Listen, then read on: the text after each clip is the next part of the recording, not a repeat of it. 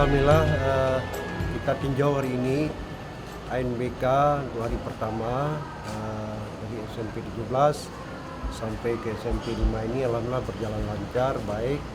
Semua siswa mengikuti dengan baik dan tidak ada kendala apapun. Kita lihat tadi di ruangan langsung alhamdulillah berjalan lancar. Mungkin ada harapan kepada siswa, Dewan Guru juga Pak? Ya, mudah-mudahan pelaksanaan ini bisa berjalan baik dan siswa dapat mengikuti dengan baik pula dan selesai sesuai dengan jadwal. Saya perwakilan DPR Banda Aceh. Ya, kami terutama memang apresiasi kalau hal-hal seperti ini terus ditingkatkan. Mudah-mudahan harapan kita pendidikan ataupun mutu pendidikan khususnya Kota Banda Aceh bisa ditingkatkan.